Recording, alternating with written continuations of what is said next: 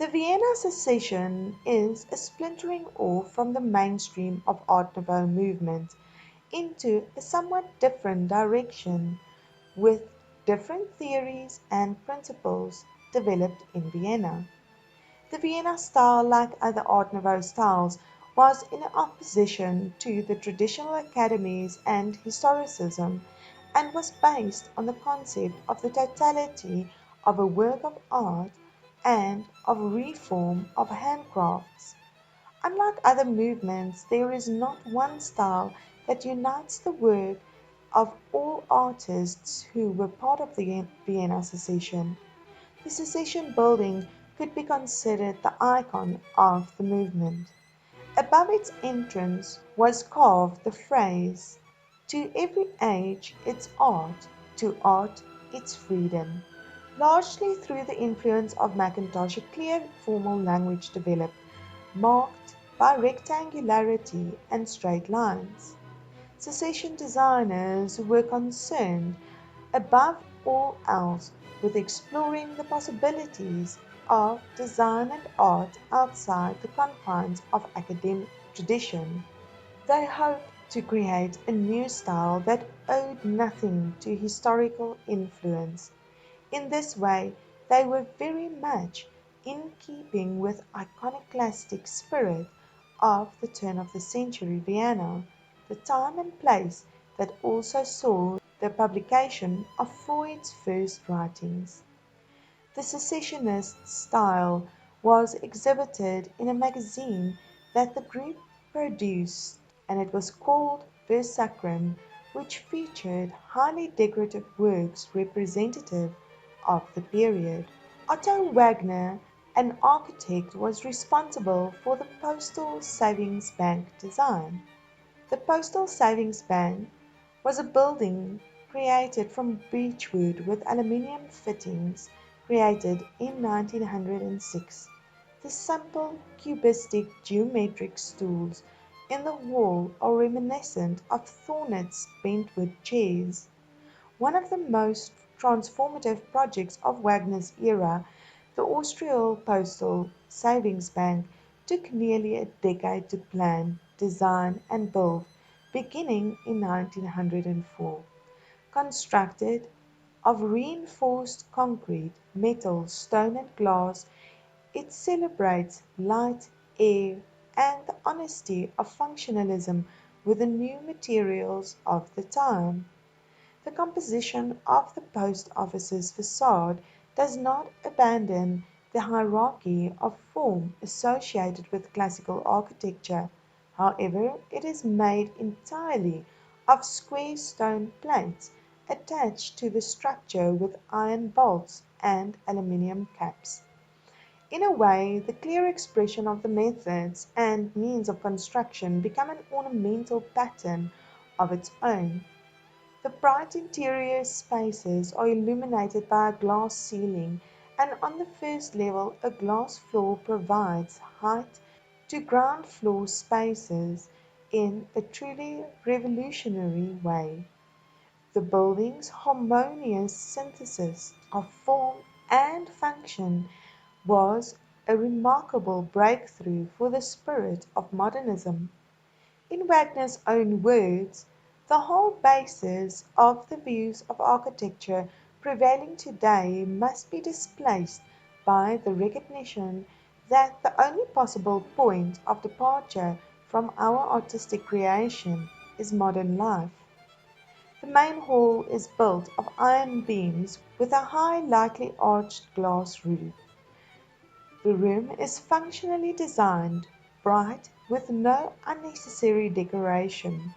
Both the construction of the building and the modern materials used remain visible, from hot air vents to the aluminium sheeting on the columns. Not even the rivet heads on the iron beams are concealed. The Deutsche Werkbund. In Germany it was primarily the Werkbund that replaced Art Nouveau with modern industrial design.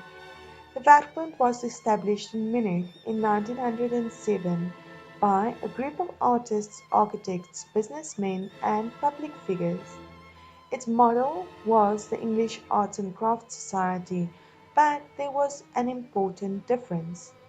The Werkbund was not inherently against machine production, but rather sought reform and change of industry.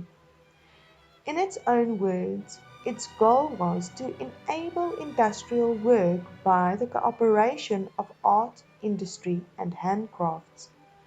All the founding members of the movement had already come out in favor of industrial mass production at their 1906 exhibition. The Werkbund peaked with its famous 1914 exhibition in Cologne. In addition to standardized furniture and household objects, the exhibition offered sleeping car interiors and a model steel and glass factory constructed by Walter Gropius. The Werkbund wanted to use all the aspects of handcraft and the advantages of new technology in order to produce a modern-looking design aesthetic. They believed that German designers needed to shift their focus towards designing solely objects that could be mass-produced, that the form of an object could be derived from its functional logic, and that each object should be honest about its materials. The Werkbund was an important part of the development of modern architecture and industrial design, and essential to the later founding of the Bauhaus. The long-standing argument in the Werkbund over the issue of standardization peaked in 1914. Hermann Matthesius held that it was only through standardization of design that one could create usable industrial forms, inexpensive mass-produced products with a long lifespan. Van der Velde, on the other hand, defended the individuality of the artist's design work. This heated debate was suspended, at least for the time being, by the First World War. After the war, under the influence of increasing social problems, attention was focused primarily on living quarters and inexpensive household fittings for the working class. The high point of the effort was the famous 1927 Werkbund exhibition in Stuttgart. The show became an international forum of representatives of the modern and of the New Bau movement. However, within the Werkbund, opinions differed. Conservatives finally went so far as to become the premature closure of the argument imposed by the National Socialists. After World War II, the Werkbund was re-established. It still exists today, but has never regained the prominence that it once boasted.